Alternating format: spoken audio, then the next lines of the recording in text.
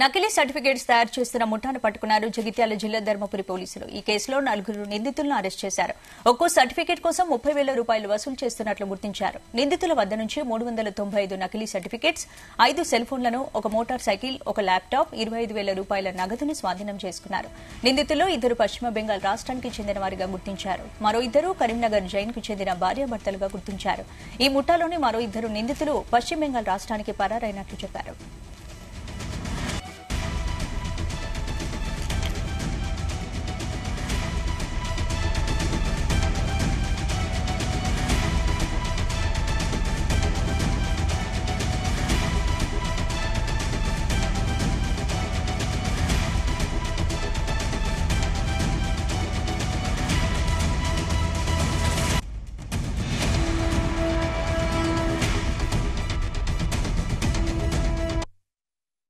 So ఇప్పటి వరకు మనకి ఇన్వెస్టిగేషన్లో ఏం బయటకు వచ్చింది అంటే వీళ్ళు దాదాపు 500 వరకు ఫేక్ సర్టిఫికేట్స్ ఇట్లానే తయారు చేసి సిస్టమ్స్కి వేరే వేరే క్యాండిడేట్స్కి ఇవ్వడం జరిగింది. అవి అన్నీ కూడా 10th class, 12th class, degree, engineering అట్లా వాళ్ళు సర్టిఫికేట్స్ ఇచ్చారు.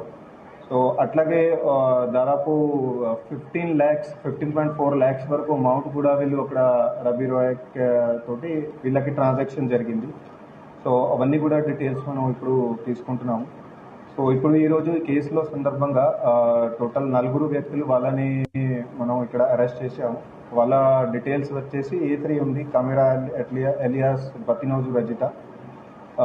A4 ఉన్నారు, ఈమెకి హస్బెండ్ అవుతాడు, ఆయన బతినోజు శ్రవణ్ కుమార్. వీళ్ళిద్దరూ కరీంనగర్కి చెందిన వాళ్ళు.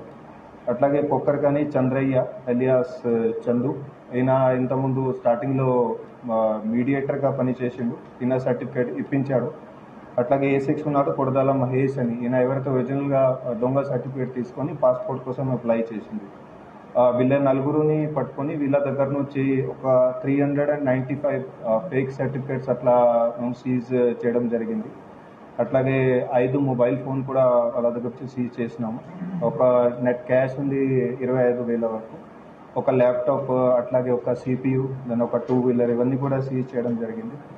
ఇప్పుడు వీళ్ళు 4 కాకుండా ఇంకా 2 వ్యక్తులు ఎవరైతే అక్కడ వెస్ట్ బెంగాల్లో తయారు చేసి వీళ్ళకి పంపే వాళ్ళు ఉన్నారు, రబీ రాయ్, లక్ష్మీ రాయ్, వాళ్ళ గురించి కూడా